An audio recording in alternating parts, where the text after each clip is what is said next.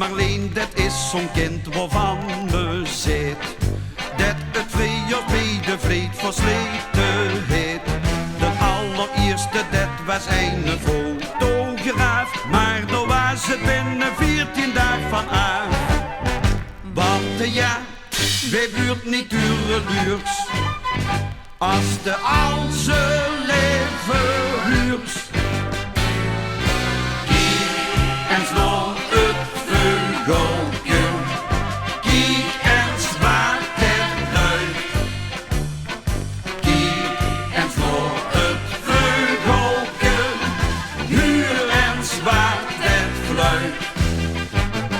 Ik vind ik zo'n lekker stuk, des eerlijk ongelogen. Maar als de no nog langer was, is het veugeltje gevlogen.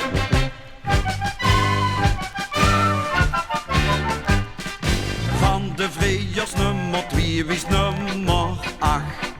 Heet Marleen was eerlijk niet zo veel gezag.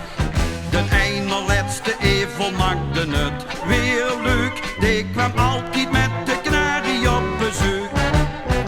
En of Marleen wol of niet, het was weer hetzelfde lied. Kiek en slo het veugeltje, kiek en zwaait het luid. Kiek en slo het veugeltje, huur en zwaait het fluit. Ik vind ik zo'n lekker stuk, des eerlijk ongelogen. Maar als de no nog langer was, is het veugeltje gevlogen.